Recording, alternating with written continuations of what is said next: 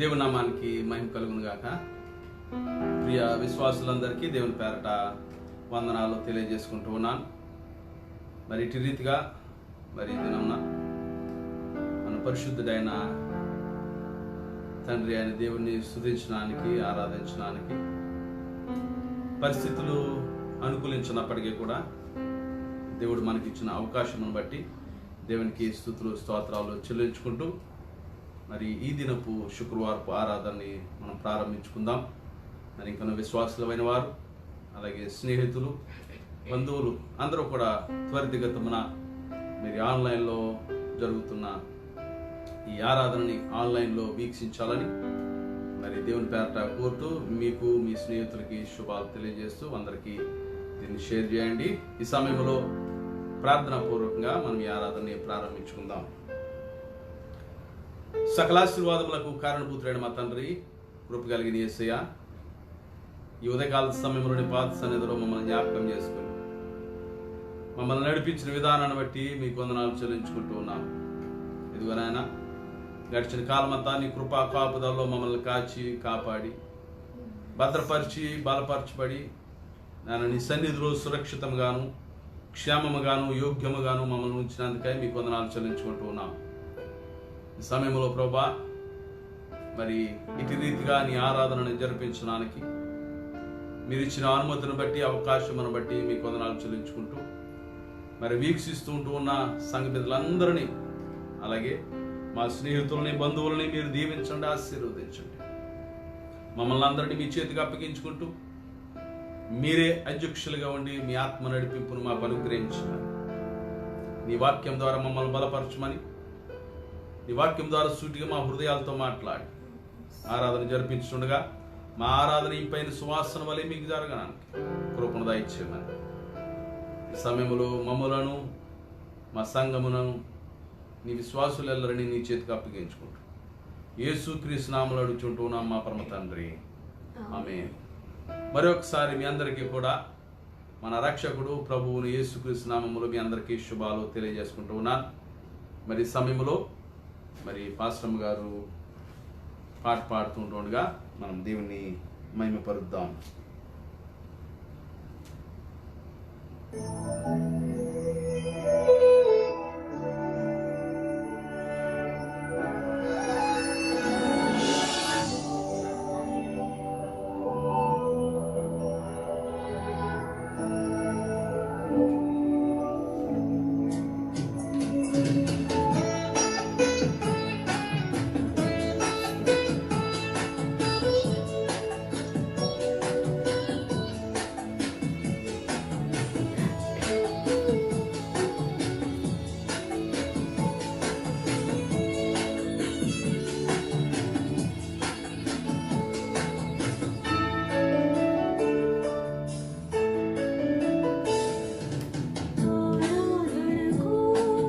Your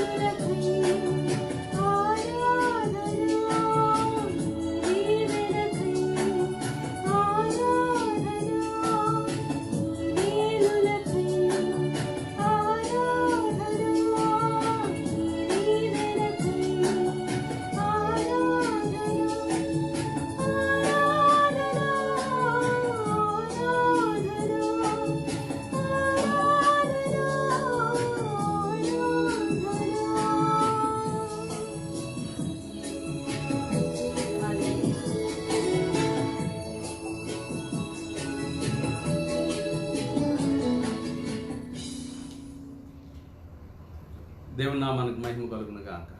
హల్లెలూయా. మరి ఈ సమయంలో చిన్న ప్రార్థన చేసుకుని వాక్య ధ్యానంలోకి వెళ్దాం. ఈ సమయంలో పాస్టర్ గారు చిన్న ప్రార్థన చేస్తారు.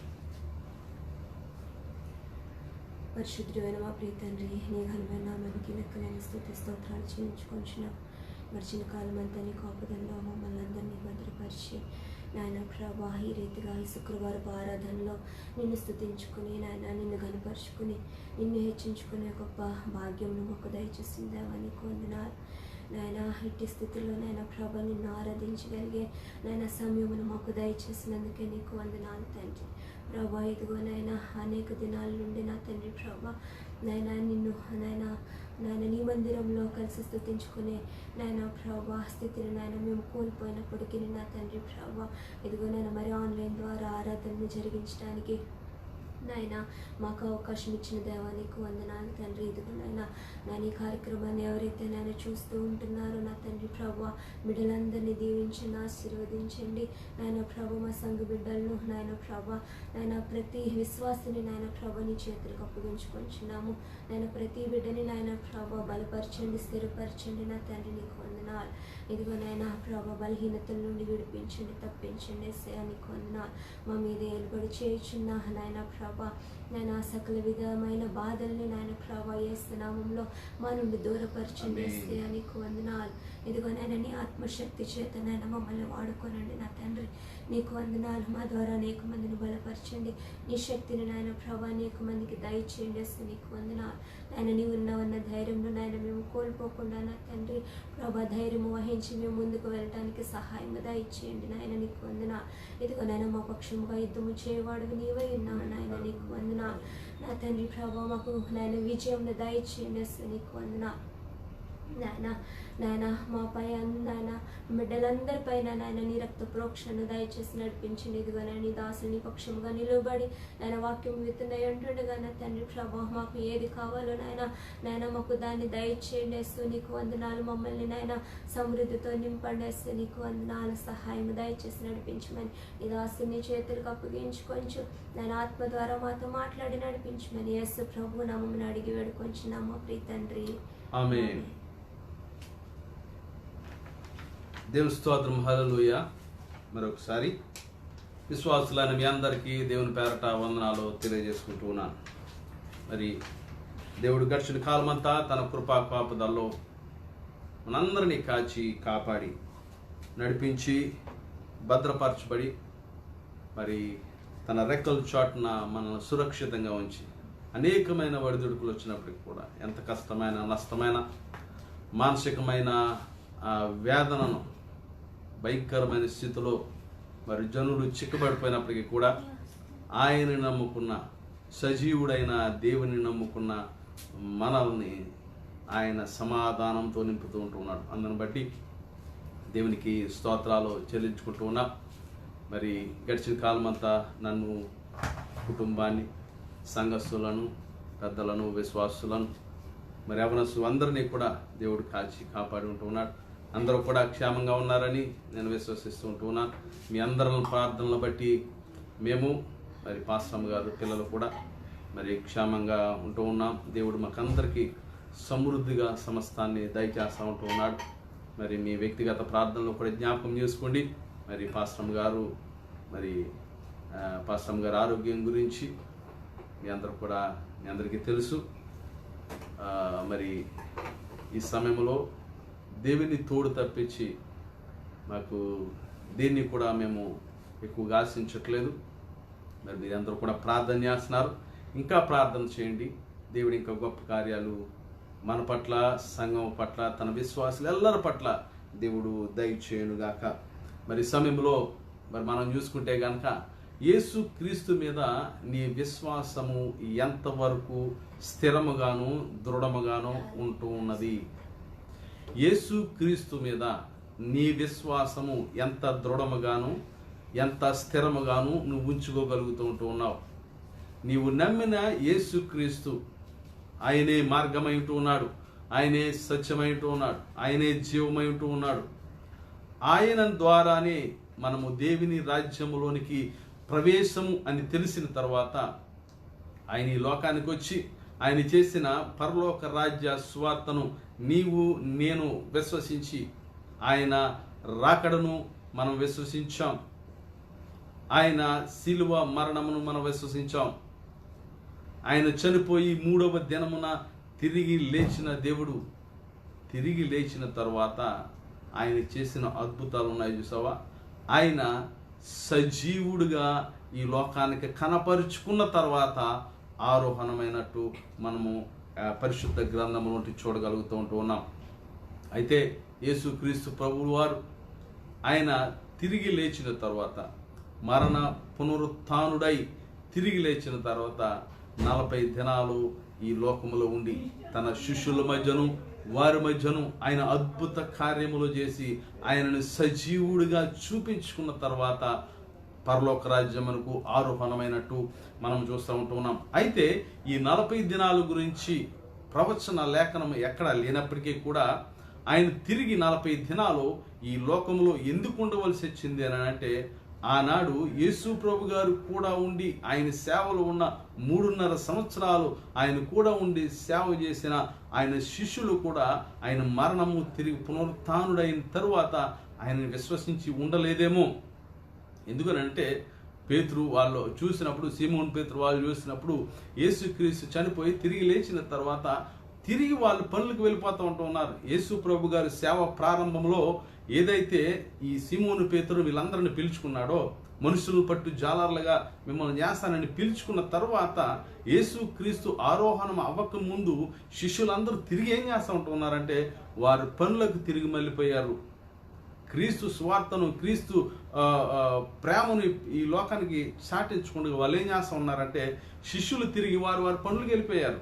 ఒక చేపలు పట్టుకోవడానికి, ఎవరి పనులకి వెళ్ళిపోయారు. అయితే దేవుడు తన చిత్తాన్ని బట్టి తిరిగి 40 దినాలు ఈ భూలోకంలో ఉండి తను ఏమిటో, తను ఎందుకు గురించి ఈ లోకానికి వచ్చాడో, ఎందు నిమిత్తం ఈ లోకానికి వచ్చి ఇన్ని జరిగిందో తిరిగి తన శిష్యులను బలపరిచిన తరువాత ఆయన పరలోకానికి ఆరోహణమైనట్టు మనం చూస్తూ ఉన్నాం.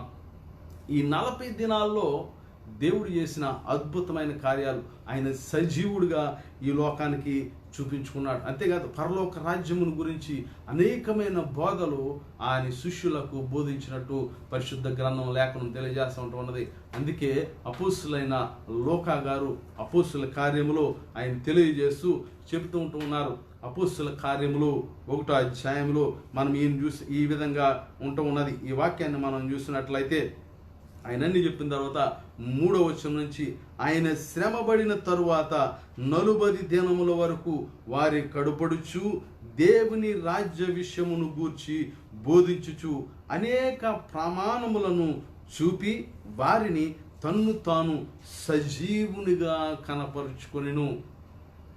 ఆయన తిరిగి లేచి ఏదో ఆత్మ రూపంలో పరలోక రాజ్యానికి వెళ్ళిపోలేదు, కానీ ఆయన ఏ విధంగా అయితే చనిపోయాడో, ఏ శరీరంతోనైతే చనిపోయాడో ఆ శరీరముతో తిరిగి లెగిచి ఆయన వారికి సజీవునిగా ఆయన కనబరుచుకున్నట్టు ఇక్కడ మనం చూస్తూ ఉంటున్నాం. దీనిని బట్టి నీ విశ్వాసాన్ని నువ్వు బలపరుచుకోవాల్సుమా. నీవు నమ్మిన దేవుడు, నేను నమ్మిన దేవుడు, నేను విశ్వసించిన దేవుడు, నేను నమ్మిన ఆ సత్యాన్ని, నేను విశ్వసించిన ఆ పరలోక రాజ్యపు మార్గాన్ని నీవు ఇంకను బలపరుచుకోవాలి. నీ విశ్వాసాన్ని బలపరుచుకోవాలి. ఎందుకనంటే నీ దేవుడైనా నా దేవుడైనా యేసు ప్రభు గారు చెప్తూ ఉంటున్నారు, ఆయన చనిపోయిన తరువాత తిరిగి లేచి సజీవునిగా, ఆ సజీవునిగా వారికి కనపరుచుకున్నట్టు మనం చూస్తూ ఉంటున్నాం. అంతేకాదు ఆయన శ్రమ పడిన తరువాత 40 దినముల వరకు వారి కనపడుచు దేవుని రాజ్య విషయములను గూర్చి బోధించుచు. ఆయన తిరిగి కనిపించినప్పుడు వాళ్ళ శిష్యులందరికీ ఆయన బోధించింది ఏంటంటే పరలోక రాజ్య విషయాలను గూర్చి, పరలోక రాజ్యం యొక్క నీతిని గూర్చి, పరలోక రాజ్యం యొక్క విశ్వాసమును గూర్చి, ఆ రాజ్యం ఏ విధంగా ఉంటుంది, ఆ రాజ్యంలో ప్రవేశించగోరు వారు ఏ విధంగా ఉండాలి అని ఆయన శిష్యులకు బోధిస్తూ అక్కడ చెప్తూ ఉంటున్నాడు. అనేక ప్రమాణములను, ఆయన రుజువులను చూపిస్తూ ఉంటూ ఉన్నాడు. ఆయన సజీవుడిగా ఉన్నాడన్న రుజువులను ఆయనకి ఆ జనాలకి చూపిస్తూ ఉంటూ ఉన్నారు. ఆ జనాలకు చూపిస్తూ ఆ ప్రమాణాలు ఏంటో చూస్తే కనుక యోహాను సువార్త 21వ అధ్యాయము, యోహాను సువార్త 21వ అధ్యాయము 1వ వచనం నుంచి 14వ వచనానికి మనం చూస్తే కనుక ఆయన ఏ ప్రమాణాలు చూపించాడు అంటే ఆ శిష్యులకి మరొకసారి కనిపించినప్పుడు ఆ ప్రమాణాలు, ఆ రుజువులు ఆయనకి చూపిస్తూ ఉంటూ ఉన్నాడు. ఆయన ఏ విధంగా శరీరధారి అయి ఉంటూ ఉన్నాడు, ఏ విధంగా తిరిగి లేచాడు, ఏ విధంగా సజీవముగా ఆయన జీవించి ఉంటూ ఉన్నాడు, ఆయన రుజువు పరుస్తూ ఉంటూ ఉన్నాడు. ఒక ఉదాహరణకి మనం చూస్తే కనుక యోహాను సువార్త గ్రంథంలో, యోహాను సువార్తలో 21వ అధ్యాయంలో మనం చూస్తే కనుక ఆ శిష్యులందరూ కూడా చేపలు పట్టుకోవడానికి వెళ్ళిపోతారు. చేపలు పట్టుకోవడానికి వెళ్ళినప్పుడు వాళ్ళు ఏమీ దొరకవు.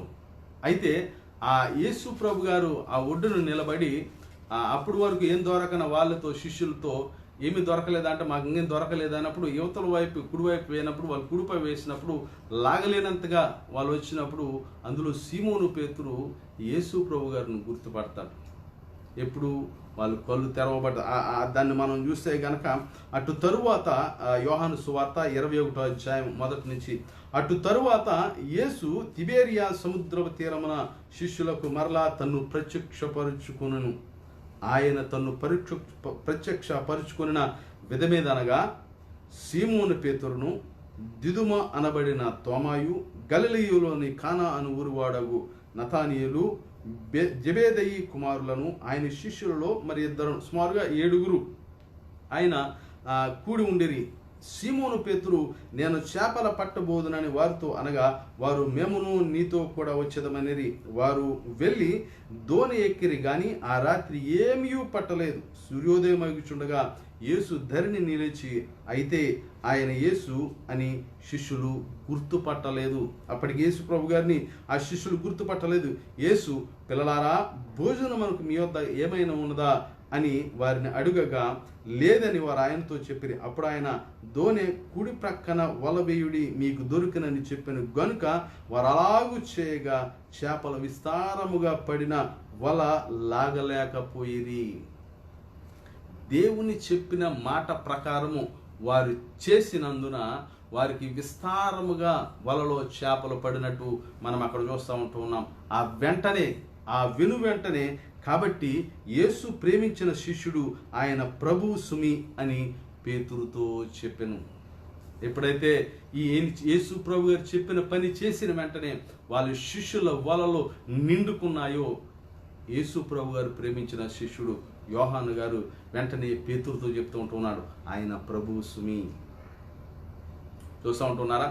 ముందు యేసుక్రీస్తుని గుర్తుపట్టలేదు, కానీ రుజువును చూపిస్తూ ఉంటూ ఉన్నారు. అక్కడ యేసు ప్రభు గారు ఏంటో అక్కడ రుజువును చూపిస్తూ ఉంటూ ఉన్నారు. అందుకే తర్వాత చూస్తే కనుక ఆయన ప్రభు అని సీమోను పేతురు విని వస్త్రహీనుడై ఉన్నందున పైబట్ట వేసి సముద్రములో దూకి ధరించును.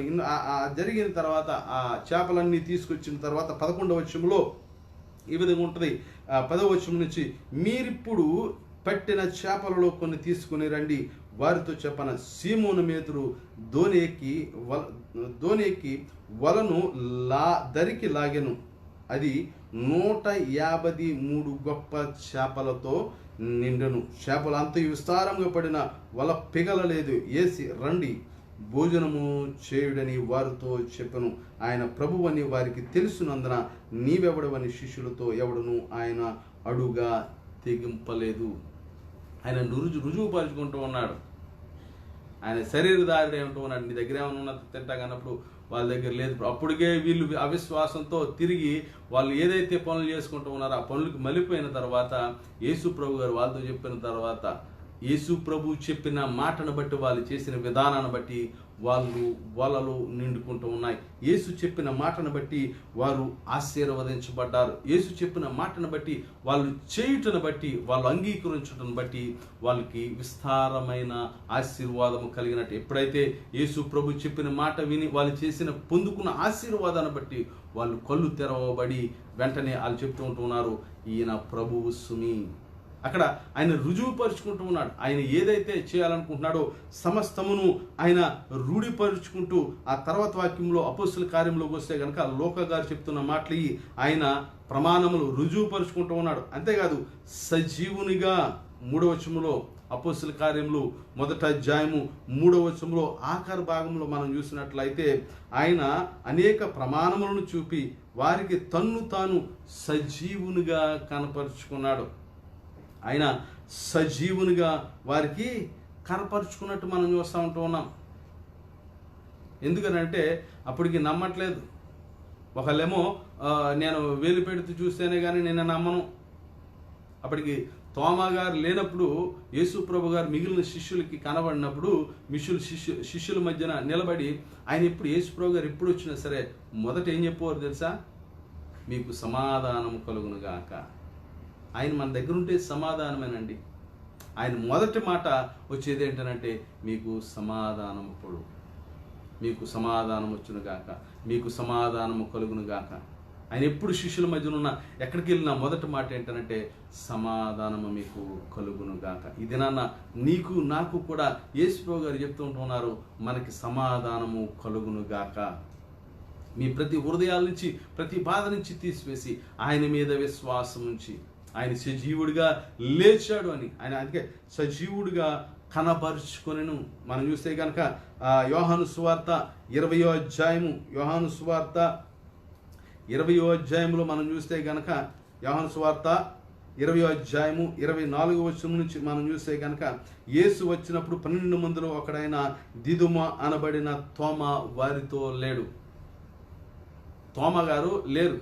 ఆయన సజీవుడిగా కనపరుచుకోవడానికి అంటే 12 మంది శిష్యుల్లో తోమా గారు అక్కడ లేనప్పటికీ కూడా ఆ సమయంలో ఆయన వచ్చిన తరువాత గనుక తన శిష్యులు మేము ప్రభువును చూచితమని అతనితో చెప్పగా అతడు నేను ఆయన చేతులు మేకులు గుర్తులను చూచి అప్పుడు తోమా గారు అంటున్నారు, మిగిలిన శిష్యులు చెప్తూ ఉంటున్నారు, ఇదిగో యేసు ప్రభు గారు సజీవుడిగా వచ్చాడు అని అంటే తోమా గారు చెప్తూ ఉంటున్నారు, నేను నమ్మను. ఆయన గాయములో నేను వేలు పెట్టాలి, నేను చూడాలి, నా కనులారా చూస్తేనే కానీ నేను ఆయన్ని నమ్మను అని చెప్పేసి శిష్యులు తోమా గారు చెప్తూ ఉంటున్నారు. అక్కడ గనుక తక్కిన శిష్యులు మేము ప్రభువును చూచితమని అతను తెప్పగా నేను ఆయన చేతిలో మేకులు గుర్తులను చూచి నా వేలు ఆ మేకులు గుర్తులో పెట్టి నా చెయ్యి ఆయన ప్రక్కలో ఉంచితేనే కానీ నేను నమ్మనని వారితో చెప్పాను. చాలామంది కూడా ఇటువంటి అవిశ్వాసులైపోయి అవిశ్వాసంగా చాలామంది కూడా రాను రాను బండ విశ్వాసులైపోతూ ఉంటున్నారు. అనవసరమైన విషయాల్ని విశ్వసిస్తూ ఉంటూ ఉన్నారు. కానీ నిజమైన దేవుణ్ణి వెంబడిస్తూ ఆయన పునరుత్థానమును ఆయన ఆరోహణమును మనం నమ్మినట్లయితే ఆయన విశ్వసించినట్లయితే ఖచ్చితంగా ఆయన మాట ప్రకారము నీవు నేను చేసినట్లయితే మనము ఆశీర్వదించబడతాం. అంతేకాదు ఇక్కడ తోమా గారు చూస్తే కనుక ఆయన వేలు పెడితేనే కానీ నేను నమ్మను అని చెప్పేసి అక్కడ చెప్తూ 8 దినములైన తర్వాత తిరిగి మళ్ళీ యేసు ప్రభు గారు తోమా గురించి అనుకుంటా తిరిగి అంతమంది శిష్యులు ఉన్నప్పుడు యేసు ప్రభు గారు వారి మధ్యన ప్రత్యక్షమై ఈ విధంగా మాట్లాడుతూ ఉంటున్నారు. 26వ వచనంలో తలుపులు మూయబడి వారు గదిలో ఉన్నప్పుడు తలుపులు మూయబడి ఉండగా యేసు వచ్చి వారి మధ్యన నిలిచి మీకు సమాధానము కలుగునుగాక. ఆయన మొదట మాట చెప్తూ ఉంటున్నా, ఆయన అనుమానించినా ఆయన అవమానించినా ఆయన అనుమానపడినా ఈయన శరీరసారిగా సజీవంగా లేడు, నేను చూస్తేనే కానీ నేను గుర్తులు పెట్టాలి, ఆ గాయములో నేను నా వేలు పెట్టాలి అని చెప్పేసి వాళ్ళు మాట్లాడుకున్నా సరే, అన్ని అవమానపరిచిన ఆ విధంగా ఉన్నా సరే యేసు ప్రభు గారు వారి మధ్య నుంచి చెప్పే మొదటి మాట ఏంటో తెలుసా? మీకు సమాధానపడును గాక. ఎంత గొప్ప మనసు యేసు ప్రభు గారు, ఎంత గొప్ప మనసు యేసు ప్రభు గారు. తనను బాధ పెట్టిన వారికి కూడా సమాధానం అటువంటి మనసు మనకు కూడా కావాలి. ఈ వాక్యాలు చదువుతూ ఉంటూ ఉన్నప్పుడు దాన్ని అర్థం చేసుకున్నప్పుడు నీకు సమాధానం కలుగుతూ ఉంటూ ఉన్నదా? నిన్ను శత్రువుగా భావించే వాళ్ళ ఎడల నీకు సమాధానం కలుగుతూ ఉంటూ ఉన్నదా? ఎప్పుడు చెప్తూ ఉంటున్నాను, నీకు శత్రువులు ఉండకూడదు. మనకు క్రైస్తవులకి శత్రువులు ఉండకూడదు. ఒకవేళ నిన్ను ఎవరైనా శత్రువులుగా భావిస్తూ ఉంటూ ఉన్నారనంటే వాళ్ళతో నువ్వు సమాధాన పడడానికి సిద్ధంగా ఉన్నావా? లేకపోతే నీకు వాళ్ళకి ఒకే మనసు కలిగి ఉంటూ ఉన్నావా? వాళ్ళకి కలిగిన మనసు నీకు కలిగి ఉంటూ ఉన్నావా? అయితే యేసుప్రభు గారు చెప్తూ ఉంటూ ఉన్నారు, అక్కడ తోమా గారు ఆయన అనుమానించినప్పటికీ కూడా ఆయన చెప్తూ ఉంటున్నారు వాళ్ళ మధ్యన నిలిచి సమాధానము నీకు కలుగునుగాక అని చెప్పేసి అక్కడ చెబుతూ ఆ తర్వాత వాక్యంలో చూస్తే గనక వెంటనే తోమా గారితో చెప్తూ ఉంటున్నారు. ఎందుకనంటే ఆయన సజీవుడిగా నిరూపించుకుంటా ఉన్నాడు, అక్కడ సజీవుడిగా చూపెడతా ఉంటూ ఉన్నాడు, సజీవుడిగా కనపరుచుకుంటూ ఉన్నాడు. ఆయన ఆరోహణం అవ్వక ముందు, పునరుత్థానుడైన తర్వాత, ఆయన శిష్యులకు కనబడిన తర్వాత, పునరుత్థానుడైన తర్వాత సుమారుగా అంటే బైబిల్లో వ్రాసిన ప్రకారము స్వార్థలలో 8 సార్లు, పత్రికల్లో 2 సార్లు ఆయన ప్రత్యక్షమైనట్టు మనకు కనబడతాం. మొదటగా మగ్దలేని మరియకి, రెండవదిగా 2 శిష్యులకు రోడ్డు పైన వెళ్తూ ఉంటున్నా, రెండవదిగా మిగిలిన స్త్రీలకి, మూడవదిగా 2 స్నేహితులు నడుచుకుంటూ వెళ్తూ ఉంటే వాళ్ళ మధ్యకి, 4వసారి పేతురు గారికి కనపడినట్టు, 5వసారి శిష్యులకు తోమా లేనప్పుడు ఒకసారి, 6వసారి తోమాతో ఉన్నప్పుడు ఒకసారి, 7వసారి 7 ఇందాక చదివాం కదా, 7 శిష్యులు ఉన్నప్పుడు చేపల పట్టణానికి వెళ్ళినప్పుడు సిమోను పేతురు అప్పుడే కదా యోహాను గారు యేసు ప్రభు గారిని గుర్తుపట్టి ఈయన ప్రభువు కదా అని చెప్పేసి ఈయనే ప్రభు అని ఆయన మాట్లాడుతూ ఉంటున్నారు. అది 7వసారి, 8వసారి 500 మందికి పైగా ఉన్నప్పుడు వారికి, 9వసారి యాకోబుకి, అపోస్తులకి, అంటే అపోస్తులకి కనిపించినప్పుడు, అది వ్రాసింది ఎక్కడనంటే 1 కొరింథీయులకు రాసిన పత్రిక 15వ అధ్యాయం 7వ వచనంలో. అలాగే ఆరోహణానికి ముందు అక్కడ శిష్యులు కనపడినట్లు మనం చూస్తాం. సుమారుగా అంటే గ్రంథంలో 10 సార్లు అని రాసి ఉన్నారు, అయితే ఆయన చేసిన కార్యాలు అనేకమై ఉన్నాయి అని చెప్పేసి ఇక్కడ భక్తులు మాట్లాడుతూ ఉంటూ ఉన్నారు. అయితే గ్రంథంలో రాసినవి మాత్రం సువార్తలలో 8 సార్లు, పత్రికల్లో 2 సార్లు మాత్రం ఆయన తిరిగి లేచిన తర్వాత, మరణ పునరుత్థానుడైన తరువాత ఆయన కనపడినట్లు వ్రాసినవి మాత్రమే ఇవి. అయితే చాలాసార్లు అనేకమైన కార్యాలు రాశారని, మనం అనేకమైన కార్యాలు, ఆయన అద్భుత కార్యాలు, సూచక క్రియలు చేశారని గ్రంథాలు చెప్తూ ఉంటూ ఉన్నాయి. అయితే ఇక్కడ చూస్తే కనుక ఆయన సజీవునిగా తన శిష్యులకి కనపరుచుకోవడానికి తోమాతో మాట్లాడుతూ ఉంటూ ఉన్నారు. తోమా అయితే ఏదైతే ఆలోచన కలిగి ఉంటూ ఉన్నాడో, తన ఆలోచన తన తోటి స్నేహితులకు చెప్పాడు కదా, తోటి శిష్యులకి తోమా గారు చెప్తారు, నేను నమ్మను, ఆయన సజీవుడిగా ఉన్నాడంటే నేను నమ్మను, నేను ఆయన గాయములు వేలు పెట్టి చూడాలి, ఆయన గాయాలు నేను చూడాలి, చేతుల గాయాలు చూడాలి, అన్నీ చూసి నేను వేలు పెట్టి చూసి నమ్మితేనే కానీ నేను చేయనని చెప్పేసి తోమా గారు చెప్పిన తర్వాత, మరి అక్కడ ఎవరైనా ఈశ్వరు గారికి చెప్పారని అంటారా? ఇలా తోమా అడుగుతున్నాడని కాదు, హృదయాంతరంగాలను తెలిసిన దేవుడు యేసు ప్రభు గారు. ఆయన తిరిగి తోమాతో ఉన్నప్పుడు, తోమా శిష్యులందరితో ఉన్నప్పుడు ఆయన ప్రత్యక్షమై ఈ విధంగా చెప్తూ ఉంటున్నాడు. యోహాను సువార్త 20వ అధ్యాయము 27వ వచనములో, నీ వ్రేలు చూటు చాచి నా చేతులు చూడుము, నీ చెయ్యి చాచి నా ప్రక్కలో ఉంచి అవిశ్వాసివి కాక విశ్వాసి అయి ఉండుము. ఆయన చూపెడతా ఉంటూ ఉన్నాడు, సజీవంగా కనబరుచుకుంటూ ఉన్నాడు. నీవు సజీవంగా ఉంటేనే నీవు నమ్ముతానంటా ఉన్నావు కాబట్టి నీ చెయ్యి చాచి నీ వేలు నా గ్రాయములో పెట్టి నీవు విశ్వసించు. ఇది నాన్న దేవుడు మనతో మాట్లాడుతూ ఉంటూ ఉన్నాడు. చూస్తే కనుక నీ వేలు ఇటు చాచి నా చేతులు చూడుము, నీ చెయ్యి చాచి నా ప్రక్కలో ఉంచి అవిశ్వాసివి కాక విశ్వాసివై ఉండవలెను. ఇది నాన్న నేను కూడా అవిశ్వాసి అయి ఉండకుండా విశ్వాస జీవితములు కలిగి ఉంటూ ఉండాలి. నాకు ఇది జరిగితేనో, నాకు అది జరిగితేనో, నాకు ఇది కలిసి వస్తేనో, అది కలిసి వస్తేనో, నేను అంటే ఈ లోకములో కలిసి వచ్చే దాని గురించి, ఈ కన్నులు సంతోషపడే దాని గురించి, ఈ మనస్సు సంతోషపడే దాని గురించి, ఈ లోకములో కలిగే ఆశీర్వాదం గురించి నీవు దేవుని నమ్మకూడదు సుమా. నిన్ను నువ్వు తృప్తిపరచుకోవడానికి దేవుని నమ్మకూడదు. యేసుక్రీస్తుని నువ్వు నమ్ముతున్నావని అంటే అది ఎందుకోసమో తెలుసా? ఆ పరలోక రాజ్యములో ఆ సింహాసనమును పక్కన ఆసీనుడు కావడానికి, ఆ పరలోక రాజ్యములో నీకు నీ ఆత్మను రక్షించుకోవడానికి, నువ్వు చచ్చిపోయిన తర్వాత బ్రతకడానికి యేసుక్రీస్తును నమ్మాలి తప్పించి మరెందుకు కాదు. వీళ్ళైతే రుజువులు అడుగుతూ ఉంటూ ఉన్నారు. ఆయన సజీవంగా కనిపించుకున్నావు. నువ్వు అవిశ్వాసిగా కాక విశ్వాసిగా ఉండాలి. అవిశ్వాసిగా మారకూడదు. మనం విశ్వాసి జీవితము చాలా దృఢమైన జీవితము, విశ్వాస జీవితము చాలా ధన్యకరమైన జీవితము. ఎవరైతే యేసుక్రీస్తుని విశ్వసిస్తూ ఉంటున్నారో వారు పరలోక రాజ్యానికి వారసులు అవుతారు. అలాగే చెప్తూ ఉంటున్నారు ఇక్కడ, అనేకమైన ఇతర సూచక క్రియలను యేసు తన శిష్యుల ఎదుట చేసెను.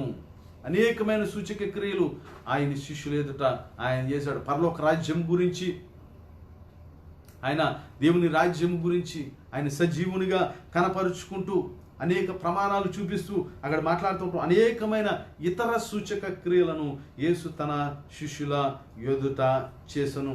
అయితే అవి ఈ గ్రంథంలో వ్రాయబడలేదు, కానీ యేసు దేవుని కుమారుడై క్రీస్తు అను మీరు నమ్మునట్లును, నమ్మి ఆయన యందు జీవం పొందినట్లను ఈ వ్రాయబడను.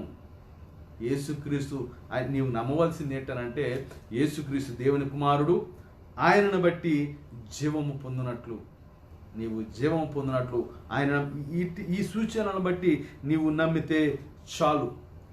అందుకే ఆయన ఆరోహణమవుక ముందు ఇవన్నీ రుజువుపరుచుకుంటూ, రుజువులు చూపిస్తూ, ఆయన సజీవుడిగా తన శిష్యులకు కనబడుతూ అనేకమైన సూచక క్రియలు వారి మధ్యన చేస్తూ దేవుని రాజ్య సువార్తను అనేకమైన విధాలుగా వాళ్ళకి తెలియజేస్తూ ఆయన చెప్తూ ఉంటున్నారు, నా వలన వినిన సంగతులను గురించి మీరు కనిపెట్టుకొని ఉండడని చెప్పేసి యేసు ప్రభు గారు చెప్తూ ఉన్నారు. ఆయన వెళ్ళక ముందు, ఆరోహణ అవ్వక ముందు యేసు ప్రభు గారు చెప్తున్న మాట, నేను ఏదైతే దేవుని గురించి, నేను ఏదైతే పరలోక రాజ్యమును గురించి, ఏదైతే తండ్రిని గురించి, ఏదైతే తండ్రి ఇచ్చిన వాగ్దానం గురించి మీకు తెలియజెప్పానో ఆ వాగ్దానము గురించి మీరు కనిపెట్టుకుని ఉండుడి. ఆ వాగ్దాన విషయంలో మీరు అవిశ్వాసులుగా ఉండవద్దు. ఆ వాగ్దాన విషయంలో మీరు అవిశ్వాస జీవులుగా మీరు ఉండవద్దు. విశ్వాసమును కలిగి ఆ వాగ్దానం గురించి మీరు కనిపెట్టుకుని ఉండడని చెప్పేసి యేసుప్రభు గారు చెప్పినట్టు అదే అపోస్తుల కార్యములు మనం చూస్తే కనుక అపోస్తుల కార్యములు 1వ అధ్యాయము 4వ వచనములో ఏ విధంగా ఉంటుంది, నా ఆఖరి భాగంలో, నా వలన వినిన తండ్రి యొక్క వాగ్దానము కొరకు కనిపెట్టుడి. తండ్రి యొక్క వాగ్దానము కనిపెట్టుడి. ఎప్పుడైతే ఈ బోధన అంతా చేస్తూ ఉంటున్నారో, చేసిన తర్వాత దేవాది దేవుడు పరలోక రాజ్యమునకి వెళ్ళిపోతూ ఉంటున్నారు, ఆరోహణమవుతూ ఉంటున్నారు. ఆయన 9వ వచనములో మనం చూస్తే కనుక, వారు చూచుచుండగా ఆయన ఆరోహణమాయను. యేసు ప్రభు గారు 40 దినాల తర్వాత, అదే పునరుత్థానుడై మరణమును గెలిచి తిరిగి లేచిన తరువాత 41వ దినాన్న ఆయన తిరిగి పరలోక రాజ్యమునకు ఆరోహణమైపోతూ ఉంటున్నాడు. అందుకే ఆయన ఆరోహణమైనప్పుడు, ఆయన ఆరోహణమైతూ ఆయన ఎక్కడ ఉండబోతూ ఉంటున్నాడు, ఆయన ఎక్కడ ఉన్నాడో, ఏ స్థితిలో ఉన్నాడో, అందుకే కీర్తనకారుడు 47వ కీర్తనలో చెబుతూ ఉంటున్నాడు. 47వ కీర్తనలో మనం చూసినట్లయితే, 47వ కీర్తనలో మనము చాలా స్పష్టంగా అక్కడ తెలియజేస్తూ ఉంటున్నాడు, సర్వజనులారా చప్పట్లు కొట్టిడి, సంతోషంగా ఉండండి, కీర్తించండి, ఆయన ఆనందించండి. ఎందుకనంటే యేసు ప్రభు గారు పునరుత్థానుడైన తర్వాత 40 దినాల తర్వాత ఈ 40 దినాల్లో అనేకమైన సూచక క్రియలు, పరలోక రాజ్యం గురించి అద్భుత క్రియలు, ఆయన రుజువులు, ఆయన సజీవుడిగా కనబడుచుకుని తర్వాత ఆయన వెళ్ళి ఎక్కడున్నాడో తెలుసా, ఆయన ఉన్న దాన్ని బట్టి మీరందరూ కూడా దేవుని స్తుతించుడి, సంతోషగానము చేయడి, సర్వజనులారా చప్పట్లు కొట్టుడి. 3వ వచనంలో, ఆయన జనులను మనకు లోబరుచును, మన పాదముల కింద ప్రజలను అనగదొక్కును. దేవుడు నీకు నాకు ఒక అధికారం ఇస్తూ ఉంటూ ఉన్నాడు.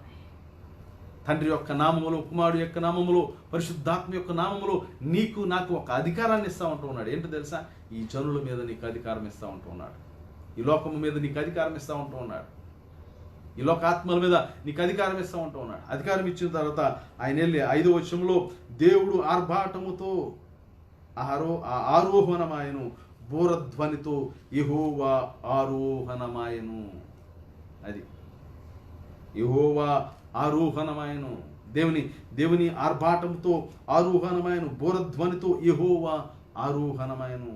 అక్కడ ఆఖరి చూస్తే ఆయన ఆరోహణమైన తర్వాత 8వ వచనంలో మనం చూసినట్లయితే, దేవుడు తన పరిశుద్ధ సింహాసనం మీద ఆసీనుడై ఉన్నాడు.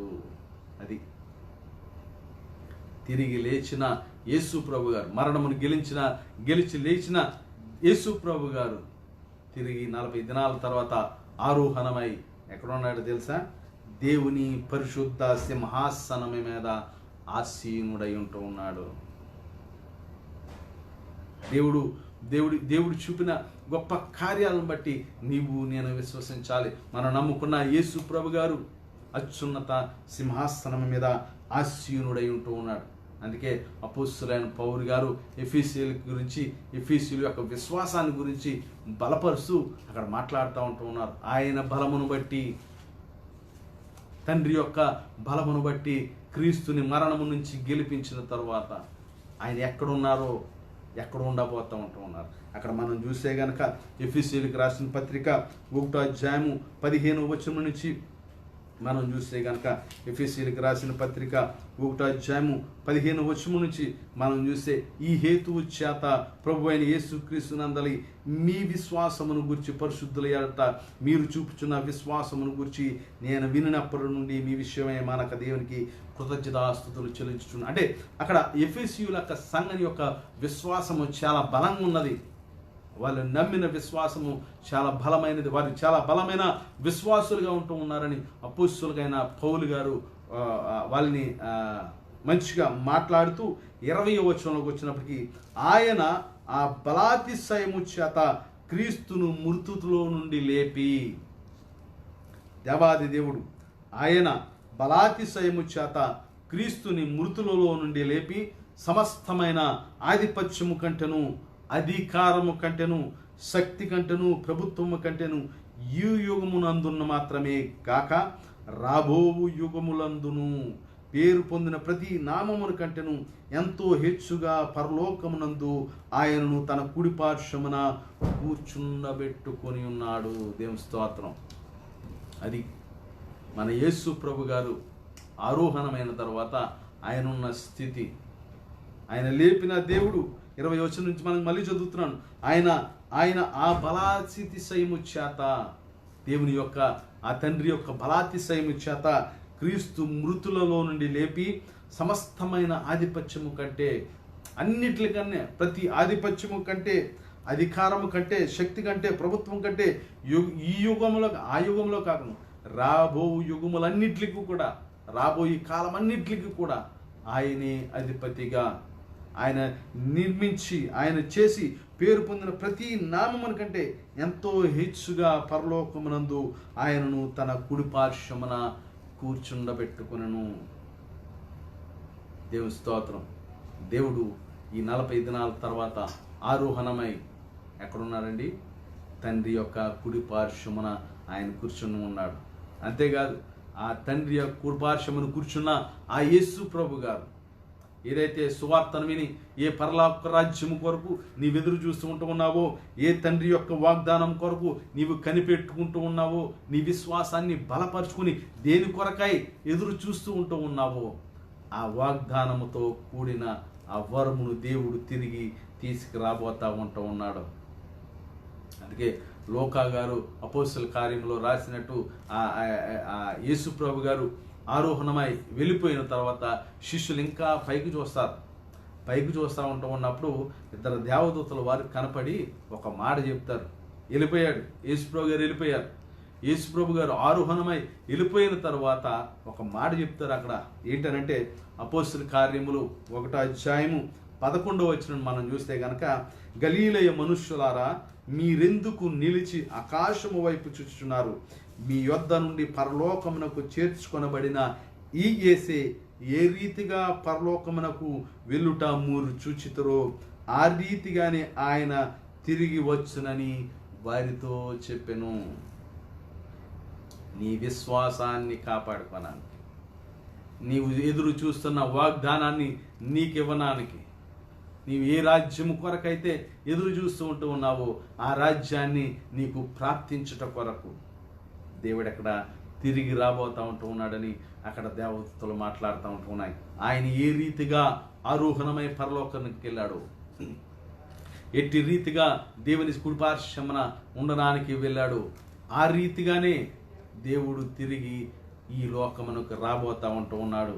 నిన్ను నన్ను తీసుకుని వెళ్ళడానికి, నిన్ను నన్ను ఆ పరలోక రాజ్యానికి తీసుకెళ్ళడానికి. అందుకే ఆ తర్వాత ఆ మాట వినిన తర్వాత వాళ్ళ నిరీక్షణ బలపరుచుకోవడానికి ఆ శిష్యులందరూ కూడా యెరూషలేము వెళ్ళి చాలా సంతోషంతో అక్కడ ప్రార్థనలు చేస్తావు గడిపిరి అని ఉంటుంది. అక్కడ మన తర్వాత చూసే గనక లూకా సువార్త 14:52 మహా ఆనందముతో యెరూషలేము తిరిగి వెళ్ళి ఎడతెగక ప్రార్థన చేయుచుండిరి.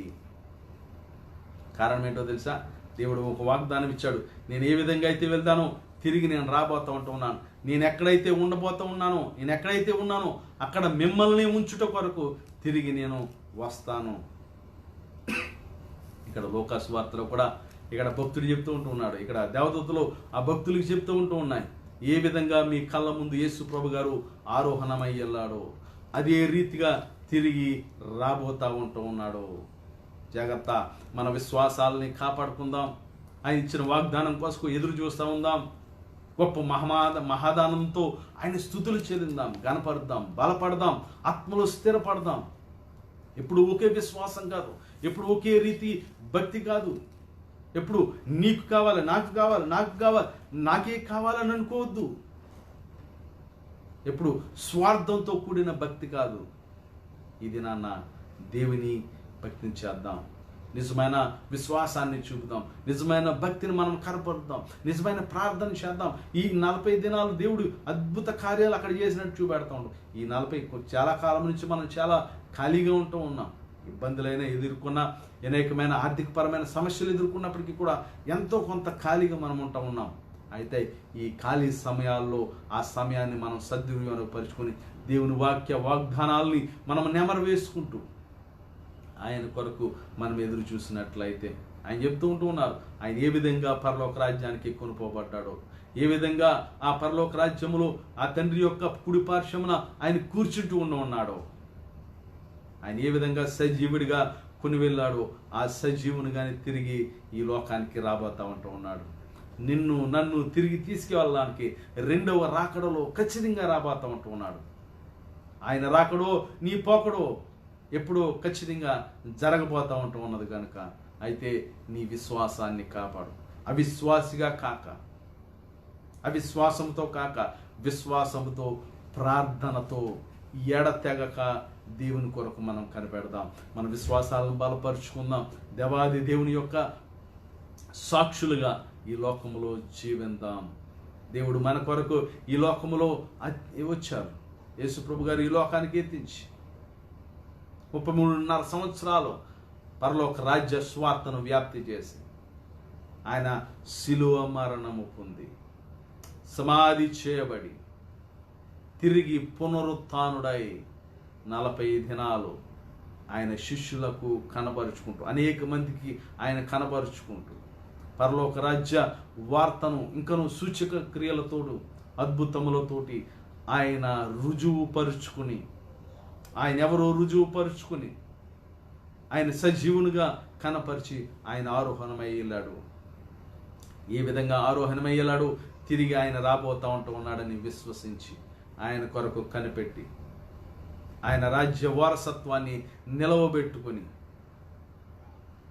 ఆయన ఎదుట నిలబడు సాక్ష్యములను మనం పొందుకుందాం. ఇంకా ఎవరైనా యేసుక్రీస్తుని అంగీకరించకపోతే కనుక రుజువులు, యేసుక్రీస్తే మార్గము, ఆయనే పాప విమోచకుడు, ఆయనే పాప పరిహారార్థం, ఆయన రక్తము ద్వారా తప్ప మన పాపములు పోవు. నీకు సమాధానం కలగాలనంటే, నీకు శాంతిని దేవుడు ప్రాప్తించాలనంటే, ఆయన సమాధానంతో నిన్ను నింపాలంటే, నీ హృదయము ప్రశాంతతతో ఉండాలంటే, నీ సమస్యలని నీవు అధిగమించాలంటే, నీ హృదయాన్ని నీవు గెలవాలనంటే యేసు వద్దకు రా. యేసు తప్పించి నీకు సమాధానం దయచేవాడు ఎవరూ లేరు. ఆయన అవమానించినప్పటికీ కూడా యేసు ప్రకటించింది, ఆయన అనుమానించినప్పటికీ కూడా యేసు ప్రకటించింది సమాధానమే. ఆ సమాధానము నీకు, మనకి, మన కుటుంబాలకి, సంఘాలకి దయచేయను గాక. ఆమేన్. చిన్న ప్రార్థన చేద్దాం. మహాపరిశుద్ధుడైన మా తండ్రి, కృప కలిగిన యేసయ్య, నాని సమయంలో నాయన ఇంతవరకు మా మధ్య నుండి నడిపించిన దేవా మీకు వందనాలు. ఎదుగో నాయన, నీవు మరణించి పునరుత్థానుడవై 40 దినాలు నాయన నీవు సజీవునిగాను ఆయన అనేకమైన రుజువులతో నిరూపించుకొని పరలోక రాజ్య స్వార్థను ప్రకటించిన ఆయన బలపరిచిన దేవా మీకు వందనాలు చెల్లించుకుంటూ ఉన్నాను. ఈ సమయంలో ప్రభా నేను ఈ సమయంలో నాయన మమ్మల్ని బలపరిచి నేను నీ కొరకు ఎదురు చూసే సాక్ష్యాలు మాకు అనుగ్రహించమని, నేను నీ కొరకు ఎదురు చూసే విశ్వాసాలు మాకు దయచేయమని, అవిశ్వాసులుగా మా విశ్వాసంలో మేము పడిపోకుండా ప్రభా విశ్వాసంలో బలపడులాగా కృపను దయచేసి నడిపించమని, నీ సన్నిధి సమాధానం మాతో ఉంచమని నేనే వీక్షిస్తూ ఉంటున్న ప్రతి బిడ్డని, సంఘ విశ్వాసులందరినీ, పెద్దలను, వారి కుటుంబాలని నేను మీరు ఆశీర్వదించుంటే బలపరచండి. నాయన ఈ ప్రతికూలమైన పరిస్థితుల్లో మమ్మల్ని కాయగలిగిన వాడివి, మమ్మల్ని రక్షించగలిగిన వాడివి, మమ్మల్ని స్వస్థపరచగలిగిన వాడివి, మమ్మల్ని నేను దీవించగలిగిన వాడివి, మమ్మల్ని తప్పించగలిగిన వాడివి నీవు తప్ప ఎవరూ లేరు నాయన. నీ పాదముల చెంత మేము గోజాడుతూ ఉంటూ ఉన్నాం, మీ పాదాల చెంతకు వస్తూ ఉంటూ ఉన్నాం. మమ్మల్ని రక్షించుము ప్రభు. నేను నీ విశ్వాసులను రక్షించు. ఎవరైతే కరోనా బారిన పడారో వారిని స్వస్థపరచండి. ఎవరైతే స్వస్థపడారో వాళ్ళు నీ సాక్షులుగా ఉండడానికి కృపను దయచేయండి. నేను రాబోయే దినాల్లో తిరిగి నేను స్తోత్రం సంఘాలు కట్టబడిన సంఘాలు ఓపెన్ నేను తిరిగి తెరవబడి అనేక మంది విశ్వాసులు నేను బలపడడానికి కృపను దయచేయమని, ఈ సన్నిధి సమాధానము మాతో ఉంచమని, నేను ఎవరైతే ఆర్థికపరమైన ఇబ్బందులతో ఉంటూ ఉన్నారో వారికి మార్గాలు తెరవండి. ఎవరైతే నేను ఆకలితో నేను అలమటిస్తూ ఉంటూ ఉన్నారో నేను నీ సహాయాన్ని, నీ ఆహారాన్ని వారికి అందించండి. నేను వలస కూలీలను బట్టి మరొకసారి ప్రార్థన చేస్తూ ఉంటూ ఉన్నాం. వారిని నేను సహాయం అందించమని, నీ విశ్వాసుల్ని నీ నీ నీ కుమారులు లేపమని అడుగుచూ ఉంటూ ఉన్నాను. నేను నీ విశ్వాసం నీ సేవకులను లేపండి. నేను వారికి నేను సాటి అయిన సహాయం అందించడానికి కృపను దయచేయమని అడుగుచూ ఉంటున్నాను. అలాగే నీ కృపలు భద్రపరచమని, ప్రపంచ దేశాలు రాజులను నీ వైపు తిప్పుతున్నాయన ఆయన ఈ కడవరి దినాల్లో మమ్మల్ని మీకు అప్పగించుకుంటూ మా విశ్వాసమును కాపాడుకుని నీ ఎడల భక్తిగాను విశ్వాసముగాను ప్రార్థనతోనూ జీవంతోనూ ఆత్మతోనూ మేము ఉండలాగిన కృపను దయచేసి నడిపించమని, నాయన మమ్ములను మేము మీకు అప్పగించుకుంటూ మా కుటుంబాలని మీకు అప్పగించుకుంటున్నాను. మమ్మల్ని బలపరిచి స్థిరపరచమని, నాయన పనులు లేని వారికి పనులను సమకూర్చండి. నేను రాబోయే దినాల్లో నాయన తిరిగి ఉత్సాహంతో, సంతోషంతో, సమాధానంతో నీ సన్నిధిలో మేము గొంతులు వేస్తూ నిన్ను స్తుతించి నాయన ఆత్మ పూర్ణతతో, పరిశుద్ధాత్మ శక్తితో నేను మేము నింపబడి అనేకమైన కార్యాలు మేము చూచేలాగా మమ్మల్ని సిద్ధపరిచి నడిపించమని, మరొకసారి ఆయన ఎవరైతే అనారోగ్యంతో ఉన్నారో నీ శిలువ రక్తాన్ని వారిపైన ప్రోక్షించి స్వస్థపరచమని, ఎవరైతే మానసికమైన వేదనతో ఉంటూ ఉన్నారో యేసు నామములో వారికి నాయన సమాధానము దయచేయమని, ఎవరైతే పాప బంధాల్లో బందీ అయిపోతున్నారో యేసుక్రీస్తు నామములో వారి బంధాలను విడుదలపరచమని, నీ కృపలో భద్రపరచమని, నీ సన్నిధి సమాధానం మరొకసారి ఈ జనులకు ప్రకటిస్తూ నాయన నీ సన్నిధి సమాధానంతో మమ్మల్ని నింపమని యేసుక్రీస్తు నామములో అడుగుచుంటున్నాం మా పరమ తండ్రి, ఆమేన్. మన తండ్రి యొక్క ప్రేమయు, కుమారు యొక్క కృపయు, పరిశుద్ధాత్మ యొక్క అన్యోన్య సహవాసము, సమాధానం మనకనే తన విశ్వాసులెల్లరికీ సదాకాలంతో ఉండి నడిపించునుగాక. ఆమేన్, ఆమేన్, ఆమేన్. సియోనులో నుండి యెహోవా మిమ్మల్ని దీవించునుగాక. సియోనులో నుండి యెహోవా మన కుటుంబాలను ఆశీర్వదించునుగాక. God bless you. Stay home, stay healthy.